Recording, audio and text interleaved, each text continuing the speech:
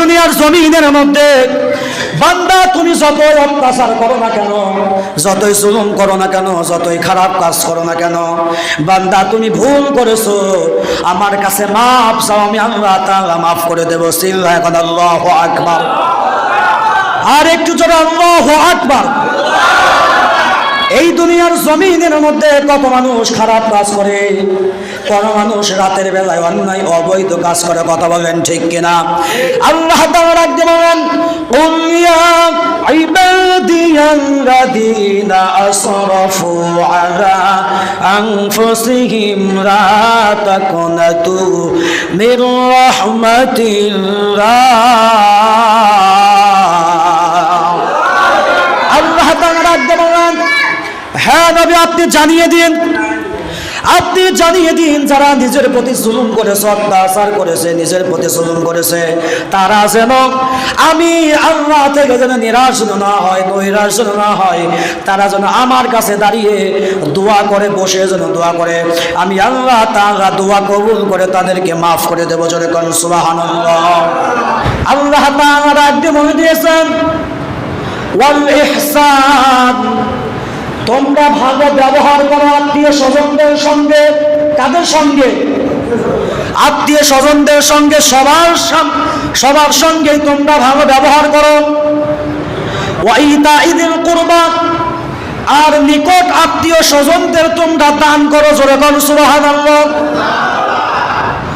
আল্লাহ তাআলা তিনটা বিষয় বলেছেন। এক নম্বরে আদল প্রতিষ্ঠা। কি আদল প্রতিষ্ঠা? ন্যায় বিচার। দুই নম্বরে আল্লাহ তাআলা ডাক দিয়ে বলেন তোমরা ইহসান করো, ভালো ব্যবহার করো। তিন নম্বরে আল্লাহ তাআলা ডাক দিয়ে বলে দিয়েছেন তোমরা কি করো? আত্মীয় স্বজনদেরকে দান করো। জোরে কোন সুবহানাল্লাহ। আল্লাহ তাআলা পরে আয়াতে ডাক দিয়ে বলেন তোমরা ফাহিশা কথা বলবে না, ফাহিশা কাজ করবে না। আনিল ফাহশাই ওয়াল মুনকার, তোমরা অশ্লীল ফাহিশা কাজ করবে না। ওয়াল বাদ, সীমা লঙ্ঘন করবে না। লাআল্লাকুম তাযাক্কারুন, আল্লাহ তাআলা ডাক দিয়ে বলে দিয়েছেন উপদেশ গ্রহণকারীরাই উপদেশ গ্রহণ করবে। জোরে কোন সুবহানাল্লাহ। এই দুনিয়ার জমিনের মধ্যে ইনসাফ বিচার বলতে খুঁজে পাওয়া যায় না, কথা বলেন ঠিক কিনা? এই দুনিয়ার জমিনটা পুরাই জুলুম আর জুলুম। এই দুনিয়ার জমিনটা জুলুম দ্বারা ভরে গেছে। ভাই ভাইয়ের সঙ্গে জুলুম করে, ভাই বোনের সঙ্গে জুলুম করে, কথা বলেন ঠিক কিনা? কিন্তু আল্লাহ তাআলা ডাক দিয়ে বলে দিয়েছেন ও আমার বান্দা বান্দিরা, তোমরা জুলুম করবে না, তোমরা অন্যায় করবে না, তোমরা অত্যাচার করবে না, কথা বলেন ঠিক কিনা? কিন্তু আজকে আপনি সুপ্রিম কোর্টে যাবেন, ন্যায় বিচার নাই। আপনি জজ কোর্টে যাবেন, ন্যায় বিচার নাই। আপনি গ্রামের আদালতের মধ্যে গ্রামের মাতবররা বিচার করবে, সেখানে বিচার পাবেন না, কথা বলেন ঠিক কিনা? এই দুনিয়ার জমিন থেকে যখন ন্যায় বিচার উঠে যাবে, এই দুনিয়ার জমিন থেকে ন্যায় বিচার যখন উঠে যাবে, আল্লাহর পক্ষ থেকে জুলুম আসবে, কথা বলেন ঠিক কিনা? এই জন্য নিজেদেরকে সজাগ হতে হবে, সতর্ক হতে হবে। একজন মুসলমান অন্য মুসলমানকে যেন কোন জুলুম যেন না করতে পারি।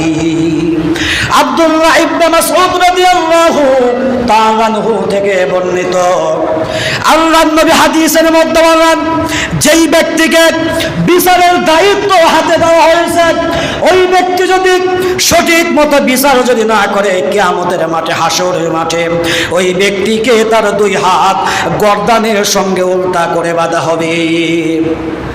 বাঁধার পরে জিজ্ঞাসা করা হবে, ও বিচারক তুমি কি ন্যায় বিচার করেছো?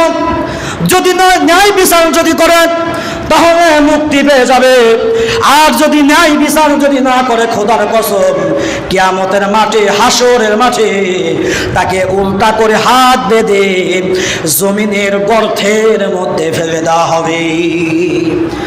আল্লাহ তাআলা ডাক দিয়ে বলেন তোমরা দুনিয়ার মধ্যে ন্যায় বিচার করো। এই দুনিয়ার মধ্যে একজন বাদশাহ ছিল, সকলেই মনোযোগ দেয়। একজন বাদশাহ ছিল, সেই বাদশাহ তীর চালানোর কাজ শিখতেছিল, তীর চালাতে শিখতেছিল। এমন সময় এই তীরটা দিক ভুল হয়ে অন্য একজন ব্যক্তির গায়ে লাগার সঙ্গে সঙ্গে সেই ব্যক্তিটা জখম হয়ে যায়, রক্ত শরীর থেকে বের হতে আরম্ভ করে। সেই ব্যক্তির বাবা বাদশার কাছে বিচার দিল, বাদশাহ আমার ছেলেকে এরকম ভাবে রক্তাক্ত করেছে, আপনি বিচার করুন। বাদশার দরবারে বিচার দেওয়ার সঙ্গে সঙ্গে যখন বিচারক বিচার করতে যাবে, আর অপরাধী স্বয়ং বাদশাহ। এরপরে বিচারক ডাক দিয়ে বলল, হ্যাঁ বাদশাহ, আপনি এই মুরব্বীর সঙ্গে মুআমালাত শেষ করুন, আপনি তার সঙ্গে ফয়সালা করে নেন। এইবার বাদশাহ তার ছেলেকে চিকিৎসা বাবদ টাকা দিল, আর বাদশাহ সেই মুরব্বীর মনটা খুশি করে ফেলল, আর সেই মুরব্বীটাও বাদশাকে মাফ করে দিল। জোরে কোন সুবহানাল্লাহ। ভাইরা আমার, বন্ধুগণ, এই দুনিয়ার জমিনের মধ্যে কঠিন অবস্থা। আমি আপনাদের সামনে ইতিপূর্বে কাফন চুরির ঘটনা শুনাইছিলাম। আজকে একটা নতুন ঘটনা আপনাদেরকে আমি শোনাইতে চাই। এই ঘটনাটি কবরের আযাব নামের একটা কিতাবের মধ্যে একজন লেখক, তিনি তারেক জামিল সাহেব তার কিতাবের মধ্যে রেখেছেন। তিনি বলেন, হযরত ইসহাক রহমতুল্লাহ আলাইহি তিনি বর্ণনা করেন, তিনি বলেন যে আমাদের মজলিসে দ্বীনের আলোচনা হতো, আর একজন ব্যক্তি আমাদের মজলিসে কাপড় দিয়ে মুখটা ঢেকে বসে থাকতো। আমি জিজ্ঞাসা করলাম, ও ভাই, তুমি কেন কাপড় দ্বারা তোমার মুখটা ঢেকে রাখো? এইবার সেই ব্যক্তি ডাক দিয়ে বলল, ভাই, আপনি আমার এই কথাটাকে ফাঁস করবেন না, আমি আপনাকে গোপনে গোপনে বলতেছি, এই কথাটা মানুষের সামনে প্রকাশ করবেন না। আমি যখন কবর খনন করে যখন কাফন চুরি করতেছিলাম, এমন সময় কাফন যখন চুরি করতেছিলাম, কাফন যখন টান দিতেছিলাম, এমন সময় সেই মুর্দা ব্যক্তি, মেয়েলোক ব্যক্তি আমাকে কবরের ভিতরে একটা থাপ্পড় মেরে দেয়। থাপ্পড় মেরে দেওয়ার সঙ্গে সঙ্গে আমার চোখের ভিতরে 5টা আঙ্গুলের দাগ পড়ে যায়, এমন ভাবে দাগ পড়ে যায়। আমি এই জন্য আমার মুখটাকে আমি কি করি, কাপড় দ্বারা ঢেকে রাখি। দুনিয়ার জমিনের মধ্যে মানুষ বহু অন্যায় কাজ করে, বহু খারাপ কাজ করে। ওই বান্দাগুলো যদি আল্লাহর কাছে যদি তওবা করে, আমার আল্লাহ তাআলা কি মাফ করবে না?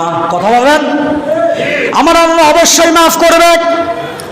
এই দুনিয়ার জমিনের মধ্যে বান্দা, তুমি যতই অত্যাচার করো না কেন, যতই জুলুম করো না কেন, যতই খারাপ কাজ করো না কেন, বান্দা তুমি ভুল করেছো, আমার কাছে মাফ চাও, আমি আল্লাহ তাআলা মাফ করে দেব। চিল্লায় এখন আল্লাহু আকবার। আর একটু জোরে আল্লাহু আকবার। এই দুনিয়ার জমিনের মধ্যে কত মানুষ খারাপ কাজ করে, কোন মানুষ রাতের বেলায় অন্যায় অবৈধ কাজ করে। কথা বলেন ঠিক কিনা? আল্লাহ তাআলা রাখতে বলেন, কুল ইয়া ইবাদিয়াল্লাযীনা আসরাফু আলা আনফুসিহিম লা তাকুনাতু মির রাহমাতিল্লাহ। আল্লাহ তাআলা রাখতে বলেন, হ্যাঁ নবী, আপনি জানিয়ে দিন যারা নিজের প্রতি জুলুম করেছে, অত্যাচার করেছে, নিজের প্রতি জুলুম করেছে, তারা যেন আমি আল্লাহ থেকে যেন নিরাশ না হয়, নৈরাশ না হয়, তারা যেন আমার কাছে দাঁড়িয়ে দোয়া করে, বসে যেন দোয়া করে, আমি আল্লাহ তাআলা দোয়া কবুল করে তাদেরকে মাফ করে দেব। জোরে কোন সুবহানাল্লাহ। আল্লাহর নবীজি আর সাহাবীরা কত কষ্ট করেছেন, না খেয়ে থাকছেন, পেটের ভিতরে খাবার থাকতো না, কত ক্ষুধার কষ্ট। যারা কওমি মাদ্রাসায় পড়ে আপনারা দেখবেন তারা কত কষ্ট করে, সকালে দেয় ডাউল, দুপুরে দেয় ডাউল, সারাদিন শুধু ঘাটি তরকারির উপরেই চলে, কত কষ্ট। ভাতের ভিতরে পোকা পাওয়া যায়, কই বেলা আপনি না খেয়ে থাকবেন? আপনার পড়াশোনা তো করতে হবে। যারা কওমি মাদ্রাসায় পড়ে তারা দেখবেন ক্ষুধার কষ্ট বেশি করে। কথা বলেন ঠিক কিনা?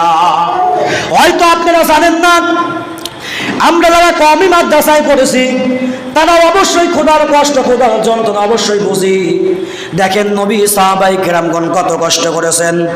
দুপুরের বেলা দুপুর হয়ে গেছে, আল্লাহর নবী, বিশ্ব নবী, বাদশা নবী, আল্লাহু আকবার, সেই নবীর ঘরে খাবার নাই। আল্লাহর নবীজি না খেয়ে জোহরের নামাজ পড়িয়ে মসজিদে নববীর মধ্যে বসে আছেন। এমন সময় নামাজ পড়ে নবীজি আমার ঘর থেকে, মসজিদ থেকে বের হচ্ছেন। আল্লাহর নবীজির দুইজন সাহাবী, হযরত আবু বকর সিদ্দিক আর হযরতে ওমর ফারুক রাদিয়াল্লাহু তাআলা আনহু, দুইজন সাহাবী নবীজির কাছে এসে বললেন, নবী গো, আজকে 3 দিন যাবত না খেয়ে আছি, চুলার মধ্যে কোনো আগুন জ্বলে নাই, খেজুরও পাই নাই, পানিও পাই নাই। আল্লাহর নবীজি বললেন, আমার সাহাবীরা তোমরা চলো আমার সঙ্গে। আল্লাহর নবীজি দুইজন সাহাবীদেরকে নিয়ে রওনা করলেন একজন আনসারী সাহাবীর বাড়ির দিকে। আনসারী সাহাবীর বাড়িতে যাওয়ার পরে দেখতে পেলেন সাহাবী বাড়িতে নাই, সেই সাহাবীর স্ত্রী বাড়িতে আছে। সাহাবীর স্ত্রীকে ডাক দিয়ে বললেন, তোমার স্বামী কোথায়? এইবার তার স্ত্রী ডাক দিয়ে বলল, আমার স্বামী খেজুর বাগানের মধ্যে কাজ করতে গেছে। হঠাৎ করে সেই আনসারী সাহাবী যখন বাড়িতে চলে আসলো, আসার পরে আল্লাহর নবীজি আর সাহাবীদেরকে দেখার পরে খুশি হয়ে গেল। জোরে কোন সুবহানাল্লাহ। খুশি হওয়ার পরে বাগানে চলে যায়। বাগানে যাওয়ার পরে পাকা পাকা খেজুর নিয়ে আসে, আর কাঁচা খেজুর নিয়ে আসে, শুকনা খেজুর নিয়ে আসে, আর খেজুর গাছ থেকে খেজুরের রস নিয়ে আসে।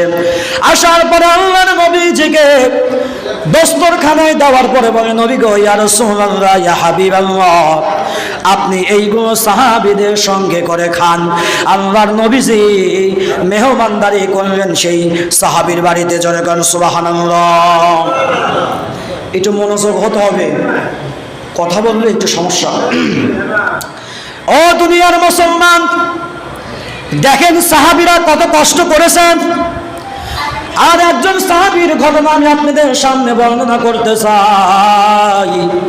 আল্লাহর নবীজির সাহাবী হযরত আবু তালহা রাদিয়াল্লাহু তাআলা আনহু, তার অনেক সম্পদ ছিল, তার অনেক বাগান ছিল, তার অনেক সম্পত্তি ছিল।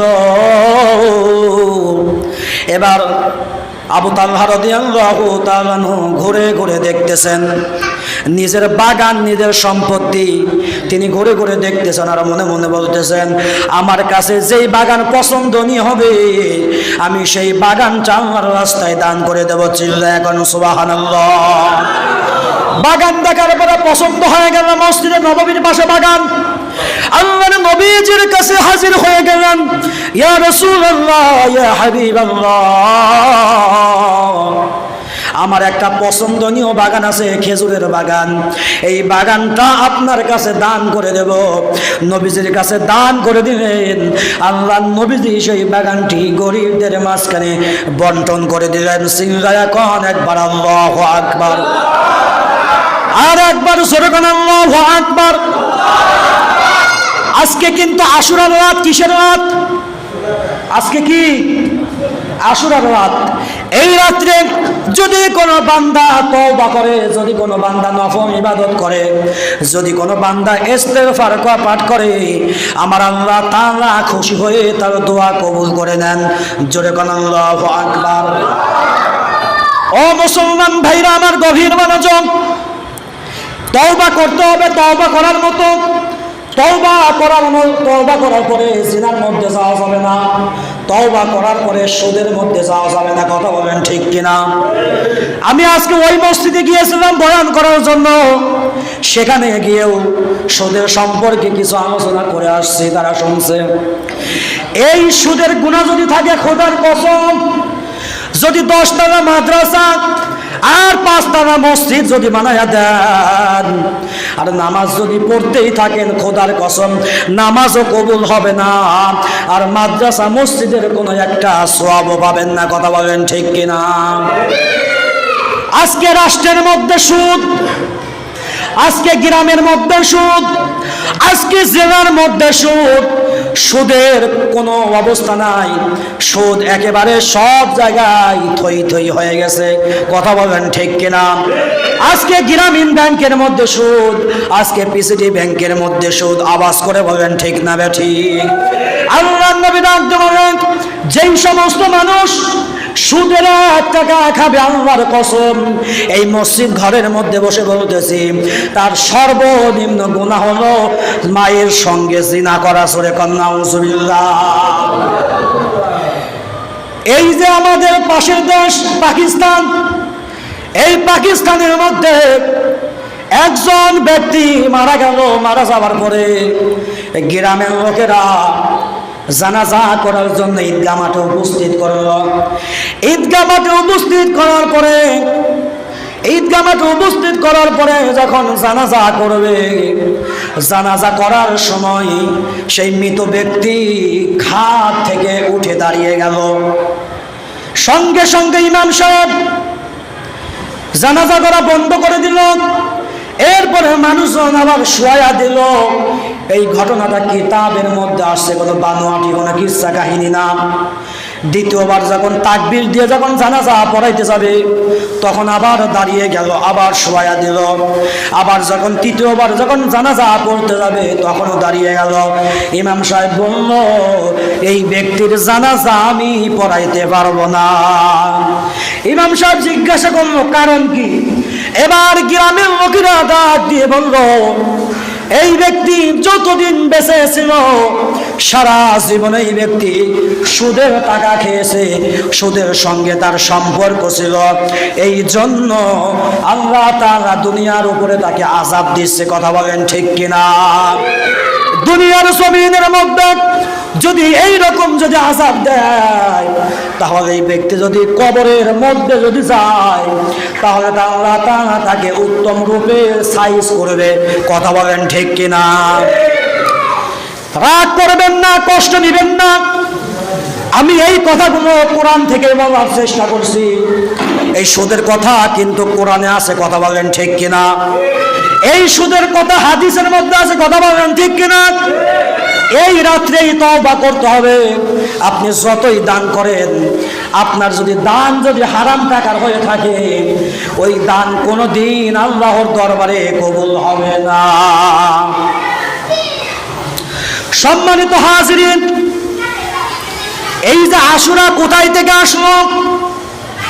এই আশুরা আল্লাহর নবী যে আসার বহু বছর পূর্বে থেকে হযরত আদম আলাইহিস সালাতু ওয়াস সালাম থেকে আশুরার মর্যাদা এবং গুরুত্ব শুধু তাই নয়, এই আসমান আর জমিন যেই দিন সৃষ্টি করেছেন সেই দিন থেকে আল্লাহ তাআলা এই আশুরার গুরুত্ব ও ফজিলত দান করেছেন। জোরে কোন সুবহানাল্লাহ। এই আশুরার বিষয়ে আল্লাহর নবীজি ডাক দিয়ে বলেন, যেই ব্যক্তিগুলো দুইটি রোজা রাখবে, এই দুইটি রোজা রাখার কারণে পূর্ববর্তী 1 বছরের গুনাহ আমার আল্লাহ তাআলা মাফ করে দিবে। চিল্লায় কোন সুবহানাল্লাহ। সম্মানিত মুসলমান কেরাম, একটু মনোযোগ দিবেন, কোনো কথা বলবেন না, কোনো আওয়াজ দিবেন না। এটা কিন্তু দিনের মাহফিল। এই মাহফিল শুধু এখানে কথা বলছে তাই নয়। যেই মাহফিলে কোরআনের কথা বলা হয়, যেই মাহফিলে হাদিসের কথা বলা হয়, সেটা শুধু মাহফিল থাকে না, সেটা জান্নাতের বাগান হয়ে যায়। চিল্লায় এখন সুবহানাল্লাহ। মুসলমান ভাইরা আমার গভীর মনোযোগ। আল্লাহর নবীজির সাহাবী হযরতে খুবাইব রাদিয়াল্লাহু তাআলা আনহু, তিনি যখন ইসলাম গ্রহণ করলেন, ইসলাম গ্রহণ করার পরে মক্কার কাফের বেঈমানরা যখন জানতে পাইল হযরতে খুবাইব মুসলমান হয়েছে, কালেমা পড়েছে, এই কথা বলার সঙ্গে সঙ্গে মক্কার কাফের বেঈমানরা হযরতে খুবাইব রাদিয়াল্লাহু তাআলা আনহুর হাতের মধ্যে রশি বেঁধে পায়ের মধ্যে রশি বেঁধে রশির এক মাথা ঘোড়ার পায়ের সঙ্গে বেঁধে দিল। বেঁধে দেওয়ার পরে ঘোড়া দিয়ে পুরা মক্কা নগরীর মধ্যে হযরতে খুবাইব রাদিয়াল্লাহু তাআলা আনহুকে নির্যাতন করলো, জুলুম করলো। দেখেন সাহাবায়ে কেরাম ঈমান আনছে, রক্ত দিয়েছে, জীবন দিয়েছে, তারপরে ওই সময় মক্কার কাফের বেঈমানদের কাছে মাথা নত করে নাই। জোরে কোন আল্লাহু আকবার, আর একটু জোরে কোন আল্লাহু আকবার। আল্লাহর নবীজির একজন মহিলা সাহাবী, ওদের একটু কন্ট্রোল করেন তো একটু। আল্লাহর নবীজির সাহাবী হযরতে সুমাইয়া রাদিয়াল্লাহু তাআলা আনহু, সুমাইয়া রাদিয়াল্লাহু তাআলা আনহা, তিনি যখন ইসলাম গ্রহণ করলেন, ইসলাম গ্রহণ করার সঙ্গে সঙ্গে আবু জাহেল জানতে পারল সুমাইয়া ইসলাম গ্রহণ করেছে। এক পর্যায়ে হযরত সুমাইয়া রাদিয়াল্লাহু তাআলা আনহার ছেলে ছিল হযরত আম্মার রাদিয়াল্লাহু তাআলা আনহু। হযরত আম্মার রাদিয়াল্লাহু তাআলা আনহু সামনে রেখে আবু জাহেল ডাক দিয়ে বলল, সুমাইয়া রে, তুমি কি কালেমা ছাড়বা নাকি তোমাকে কষ্ট দেওয়া হবে, আযাব দেওয়া হবে? এইবার হযরতে সুমাইয়া ডাক দিয়ে বললেন, আবু জাহেল রে, জীবন দিয়ে দিব, রক্ত দিব, দুনিয়া থেকে শহীদ হয়ে যাব, কিন্তু যে ইসলাম অন্তরে ঢুকাইছে, ইসলাম কালেমা অন্তর থেকে বের করতে পারি না। হযরত আম্মার রাদিয়াল্লাহু তাআলা আনহুর সামনে নিজের মাকে জমিনের মধ্যে যখন উলঙ্গ করে যখন শোয়া দেয়, শোয়া দেওয়ার পরে আবু জাহেল হযরত সুমাইয়া রাদিয়াল্লাহু তাআলা আনহাকে আবু জাহেল তীর দিয়ে লজ্জা স্থানে তীর দিয়ে আঘাত করে শহীদ করে দুনিয়ার জমিন থেকে বিদায় করে দেয়। ভাইরা আমার, বন্ধুগণ, গভীর মনোযোগ দিয়ে শুনবেন। এই দুনিয়ার জমিনের মধ্যে যাদের মধ্যে ঈমান আছে, তারা ঈমানের জন্য রক্ত দিবে, জীবন দিবে, কিন্তু তারা ইসলাম থেকে একবার সরে দাঁড়াবে না। সম্মানিত ভাইরা এবং বন্ধুগণ, আল্লাহর নবীজি সাহাবায়ে কেরামদেরকে নিয়ে ডাক দিয়ে বলেন, ও আমার সাহাবীরা, তোমরা তো এমন সাহাবী, তোমরা তো আকাশের নক্ষত্রের মতো, তোমরা তো সত্যের মাপকাঠি। জোরে কোন সুবহানাল্লাহ। এই দুনিয়ার জমিনের মধ্যে কিছু আলেম নামের কিছু গুণাগার আছে, তারা সাহাবায়ে কেরামকে সত্যের মাপকাঠি মানতে চায় না। কথা বলেন ঠিক কিনা? এমনও কিছু আলেম আছে যারা সাহাবায়ে কেরামকে সত্যের মাপকাঠি মানতে চায় না।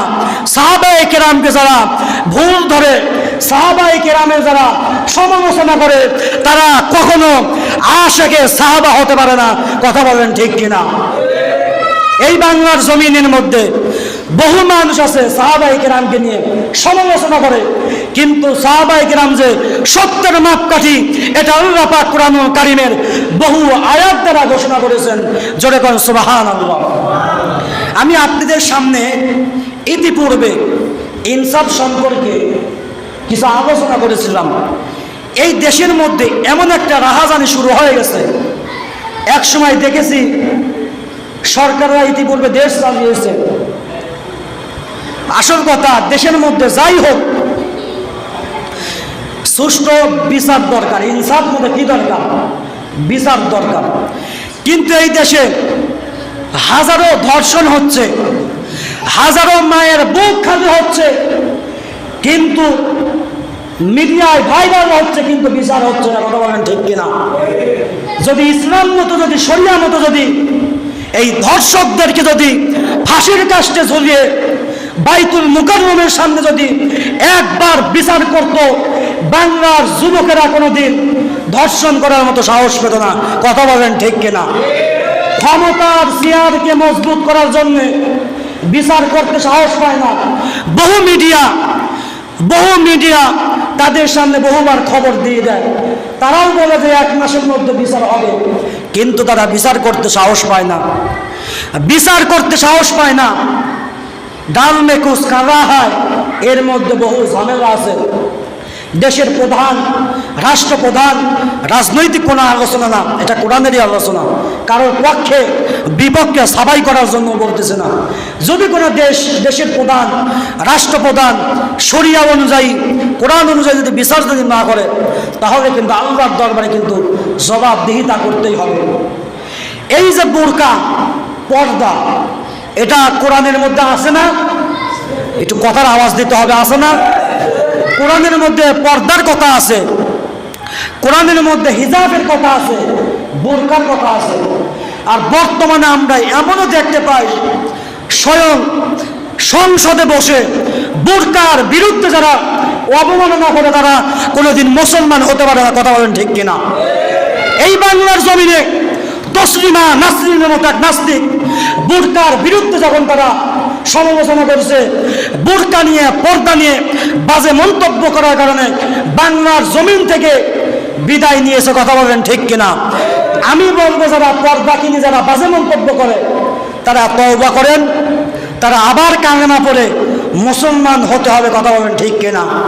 তাছাড়া জুব্বা থাকতে পারে, মাথায় টুপি থাকতে পারে, গায়ে পাঞ্জাবি থাকতে পারে, আল্লাহর কসম তারা মুসলমান হতে পারে না। শুধু জুব্বা, পাগড়ি, টুপি থাকবে, ঠিক আছে, এটা মুসলমানদের কি নিদর্শন, এটা ঠিক, কিন্তু ভিতরেও ঠিক থাকতে হবে, ভিতরে আত্মশুদ্ধি থাকতে হবে। আজকে আমাদের মধ্যে আত্মশুদ্ধি তো মরেই গেছে। আজকে আমরা টুপিওয়ালাদের মধ্যে অনেক ঝামেলা।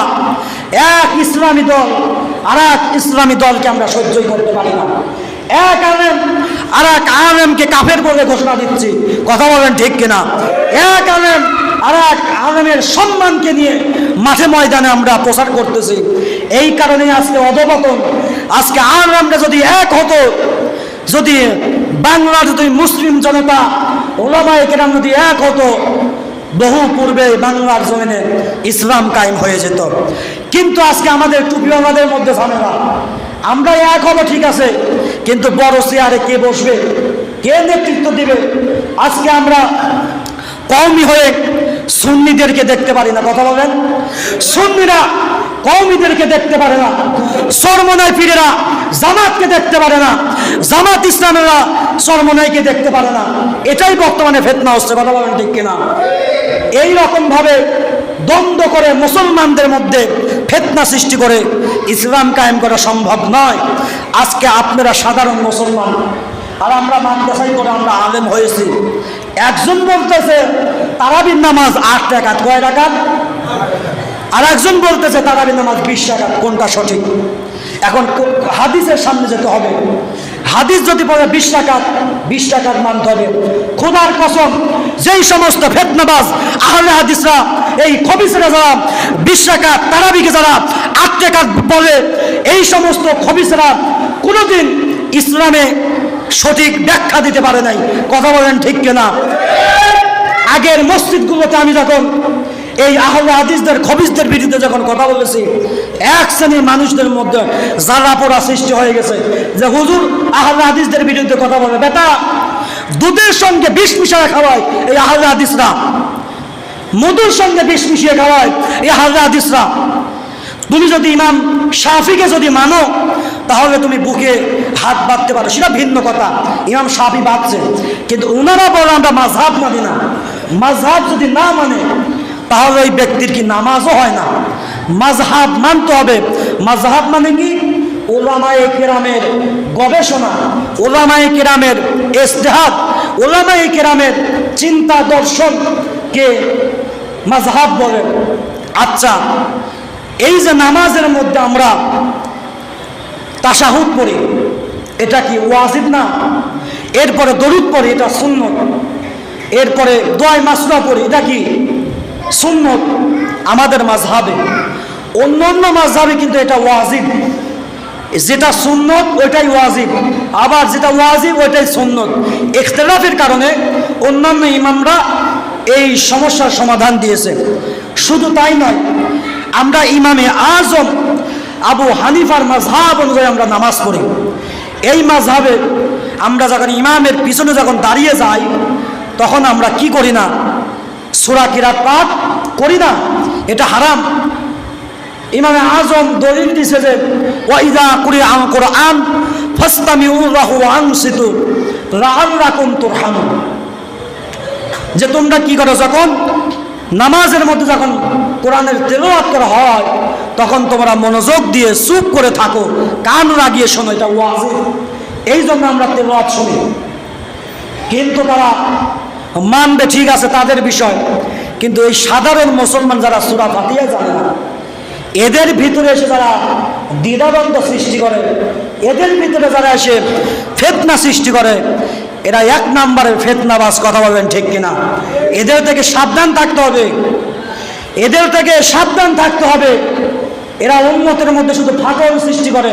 এরা কখনো চায় না যে নামাজ জানে না আমি নামাজ শিখাই, এরা চায় না অজু জানে না অজু শিখাই, এরা জানে না সাধারণ মানুষ আযান দিতে পারে না, ইকামত দিতে পারে না, এরপরে সূরা কিরাত পড়ে না, এদেরকে শিখায়, তা না।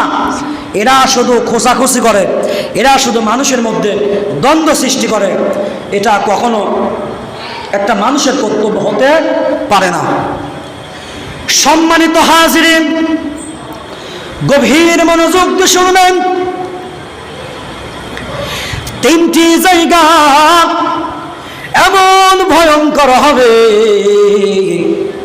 হযরত আয়েশা সিদ্দিকা রাদিয়াল্লাহু তাআলা আনহা বসে বসে কান্নাকাটি করতেছেন। এমন সময় আল্লাহর নবীজি ঘোষণা করলেন, আল্লাহর নবী ডাক দিয়ে বললেন, আয়েশা রে, ও আয়েশা, তুমি কেন কান্নাকাটি করো, তুমি কেন চোখের পানি ছড়ায় কান্দো? গভীর মনোযোগ দিয়ে শুনবেন। হযরত আয়েশা, আমার মা হযরত আয়েশা সিদ্দিকা রাদিয়াল্লাহু তাআলা আনহা নবীজিকে ডাক দিয়ে বলেন, ইয়া রাসূলুল্লাহ, ইয়া হাবিবাল্লাহ, জাহান্নামের আযাবের অবস্থা মনে পড়ে কান্নাকাটি করেছি। আল্লাহু আকবার। আল্লাহর নবীকে প্রশ্ন করলেন, ইয়া রাসূলুল্লাহ, ইয়া হাবিবাল্লাহ, সেই কিয়ামতের ময়দানে হাশরের মাঠে আপনি কি আমাদেরকে শাফাআত করবেন, আপনি কি আমাদের পাশে দাঁড়াবেন?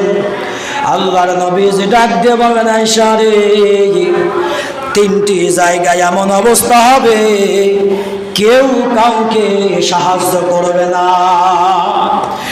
এক নম্বরে, যেই জায়গায় আমলনামা দেওয়া হয়, যেখানে আমলনামা মাপ দেওয়া হয়, সেই জায়গায় মিজানের পাল্লার পাশে এমন ভয়ঙ্কর অবস্থা হবে, আল্লাহর নবী ডাক দিয়ে বলেন, মানুষগুলি পেরেশান হয়ে যাবে। মানুষ ভাববে আমার আমলনামা ভারী নাকি পাতলা। যদি আমলনামা যদি পাতলা হয়ে যায় তাহলে জাহান্নামে যেতে হবে, আমলনামা যদি ভারী হয়ে যায় তাহলে যেতে পারবো। চিল্লায়া কোন আল্লাহু আকবার। সম্মানিত ভাইরা আমার, বন্ধুগণ, গভীর মনোযোগ। এরপরে আল্লাহর নবী ডাক দিয়ে বললেন, আমলনামা যখন দিবে, আমলনামা যখন বাম হাতে দিবে তখন মানুষগুলো পেরেশান হয়ে যাবে। বাম হাতে দেওয়ার পরে বুকটা ছিদ্র করে অপর পাশ দিয়ে হাতটা বের করে সেই হাতের মধ্যে যখন আমলনামা দিয়ে দিবে, তারপরে এই গর্দানটা ভেঙ্গে উপর পাশে দেওয়া হবে, তারপরে আমলনামা হাতে দেওয়া হবে। আল্লাহ তাআলা ডাক দিয়ে বলবেন, হে আমার বান্দা, তুমি তোমার আমলনামা পড়ো। বান্দা যখন আমলনামা পড়তে থাকবে তখন দেখবে এই আমলের মধ্যে কোনো ছোট বড় কোনো কিছুই আল্লাহ তাআলা বাদ রাখে নাই। দুনিয়ার মধ্যে যা কিছু করেছো সব কিছু আল্লাহ তাআলা আমলনামায় লিপিবদ্ধ করে দিয়েছেন। চিল্লায়া করে একবার সুবহানাল্লাহ। সম্মানিত হাজিরিন, আল্লাহ তাআলা কিয়ামতের মাঠে, হাশরের মাঠে তিন ভাবে বিচার করবে। এক নাম্বারের বিচার বিনা হিসাবে আল্লাহ তাআলা কাফেরদেরকে জাহান্নামের মধ্যে দিয়ে দিবে। দুই নম্বরে আমার আল্লাহ তাআলা বিনা হিসাবে জান্নাতের মধ্যে দিয়ে দিবে। সূরা কোন সুবহানাল্লাহ। ও দুনিয়ার মানুষেরা গভীর মনোযোগ দিয়ে শুনবেন। আরে এক শ্রেণীর লোক আল্লাহ তাআলা বিচার করবেন, যারা বিচারের সম্মুখীন হয়ে যাবে আল্লাহ তাআলা তাদেরকে জাহান্নামে দিবেন। তারা জাহান্নামে যাওয়ার পরে শাস্তি ভোগ করবে।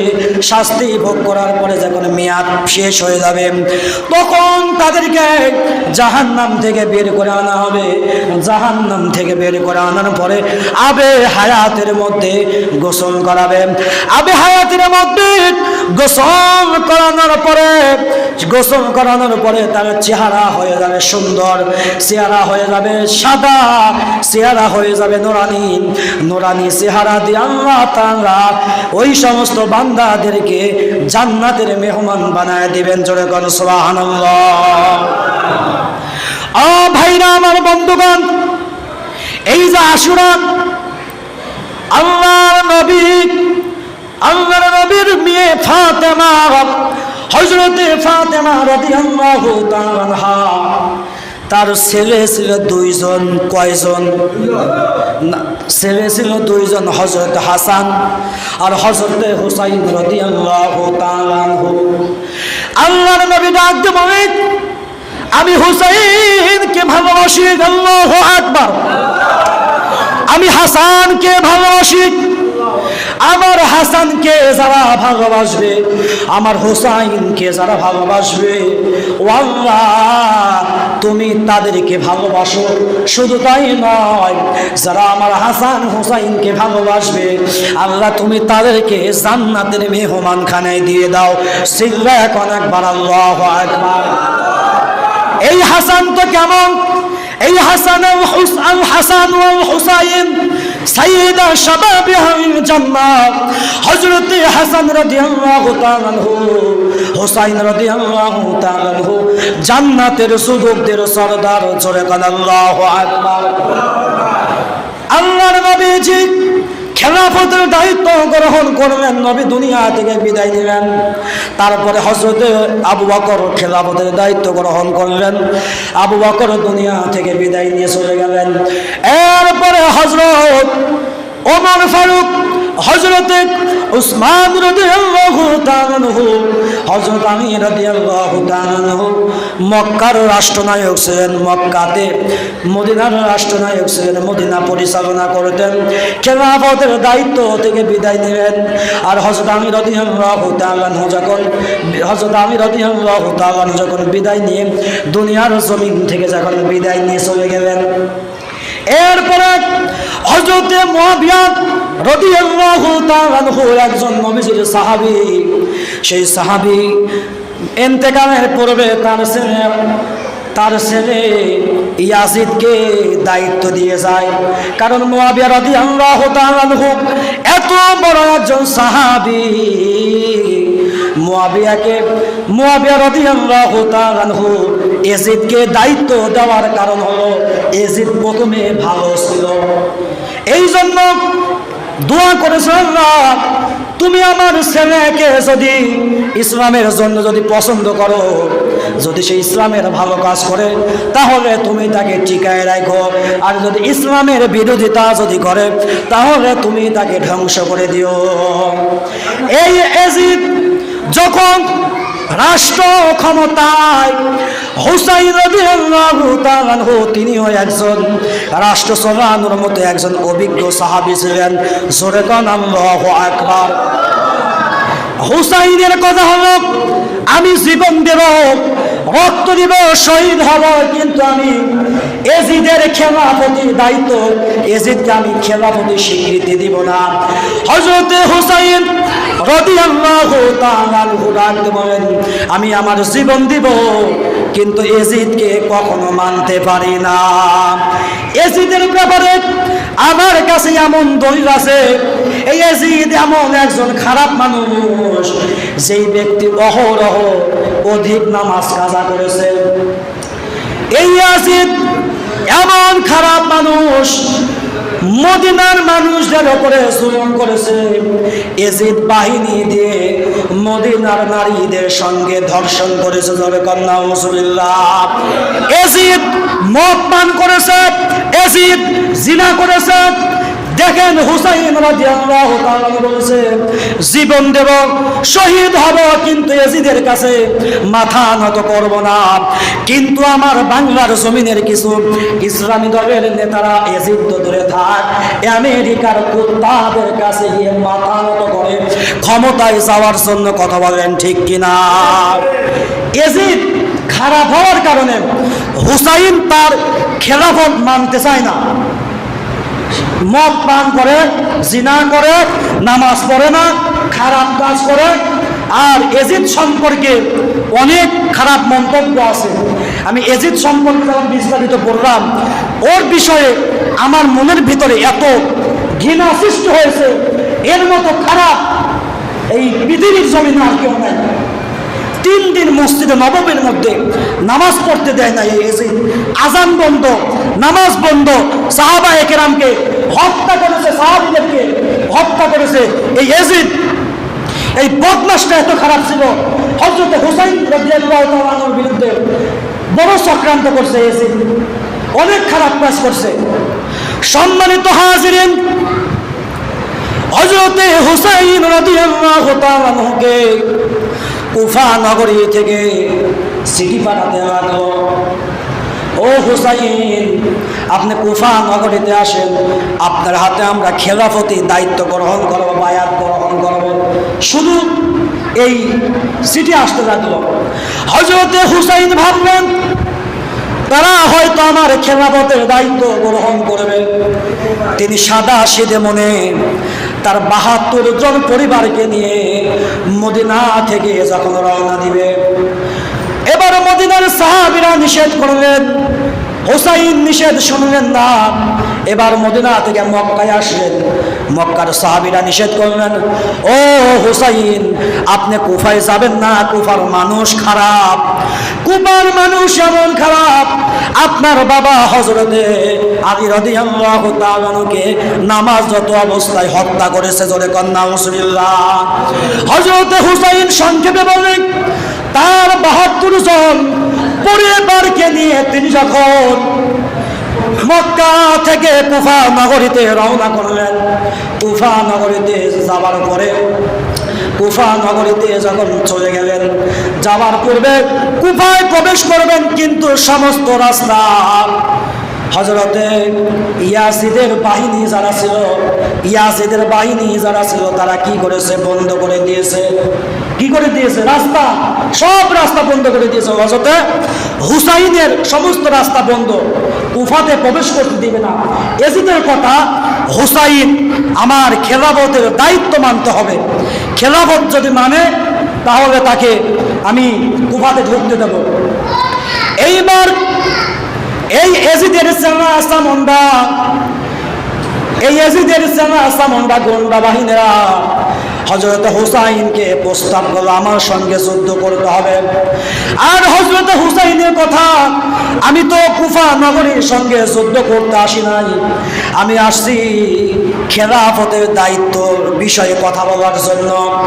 এরপরে হযরত হুসাইন রাদিয়াল্লাহু তাআলা বললেন, আমি তোমাদের সঙ্গে যুদ্ধ করব না, আমাকে আবার ফিরে যেতে দাও মক্কায়, আমি মক্কায় চলে যাব, আর না হয় এজিদের সঙ্গে আমাকে সরাসরি কথা বলতে দাও। এই উবাইদুল্লাহ ইবনে জিয়াদ এই হারামখোর এজিদের কাছেও যেতে দিল না, তার উপরে সে বলল যুদ্ধ করতে হবে। হযরত হুসাইন রাদিয়াল্লাহু তাআলা বিপদের মধ্যে পড়ে গেলেন। এক পর্যায়ে যুদ্ধ শুরু হয়ে গেল, ফজর থেকে যুদ্ধ শুরু হয়ে গেল। যুদ্ধ করতে করতে জোহরের নামাজ আরম্ভ হয়ে গেল। জোহর নামাজ পড়ার পরে যুদ্ধ করতে শুরু করলো। যুদ্ধ করার পরে জোহরের নামাজের পরে হুসাইনের সমস্ত লোকজন দুনিয়া থেকে বিদায় নিয়ে শাহাদত বর্ণনা করলেন। আমার খেয়াল আছে সবকিছু, সমস্ত ভাইরা আমার বন্ধুগণ। এরপরে হুসাইন রাদিয়াল্লাহু তাআলা আনহু বীর বিক্রমের মতো যুদ্ধ করে কাফের বেঈমানদেরকে দুনিয়ার জমিন থেকে বিদায় করে দিবেন। একা একা যুদ্ধ করতেছে, রোজা অবস্থায়, শরীরটা খুব ক্লান্ত, যুদ্ধ করতেছে, পানির পিপাসায় হুসাইন রাদিয়াল্লাহু তাআলা একেবারে ক্লান্ত হয়ে গেছে। হুসাইন রাদিয়াল্লাহু তাআলা পানি পান করতে যাবে, এমন সময় তার ছেলে জয়নাবের কথা মনে পড়ে গেছে। আমার যেই ছেলে এক ফোঁটা পানির কারণে আমার ছেলে জয়নাব দুনিয়া থেকে বিদায় হয়ে গেছে, আমি আজকে বাবা হয়ে আমি কেমন করে পানি পান করি? হুসাইন রাদিয়াল্লাহু তাআলা পানি পান করলেন না। সেই ফোরাত নদীর পারে তিনি অস্থির হয়ে শুয়ে বললেন। এমন সময় উবাইদুল্লাহ ইবনে জিয়াদ হযরত হুসাইনের বুকের উপর বসে বললেন। বুকের উপর বসার পরে হযরত হুসাইনকে এই তীর যখন তরোয়াল দ্বারা যখন আঘাত করলেন, তরোয়াল দিয়ে যখন ছুরি দিয়ে যখন গলার মধ্যে আঘাত করলেন, আঘাত করার সঙ্গে সঙ্গে হুসাইন রাদিয়াল্লাহু তাআলা দুনিয়ার জমিন থেকে শাহাদাতের মর্যাদা লাভ করেন। জোরে কোন সুবহানাল্লাহ। হুসাইনের কথা, আমার নবীর চেয়ারে কোনো ফাসেক বসবে না। যেই চেয়ারে বসে হযরতে আবু বকর, ওসমান, আলী রাদিয়াল্লাহু তাআলা রাষ্ট্র চালিয়েছেন, সেই চেয়ারে এজিদ বসবে, আমি এটা মানতে পারি না। আর বর্তমানের কিছু নেতারা ক্ষমতা পাওয়ার লোভে আমেরিকার কাছে মাথা নত করে। এটা কোনো ইসলামী কোনো দল হতে পারে না। কথা বলেন ঠিক কিনা? হযরত হুসাইনের আদর্শ মনের মধ্যে বাস্তবায়ন করতে হবে। হুসাইনের আদর্শ অন্তরের ভিতরে যারা লালন করবে তারাই হলো প্রকৃত হুসাইন প্রেমিক। জোরে কোন সুবহানাল্লাহ। আমি আমার বয়ান এখানেই শেষ করছি।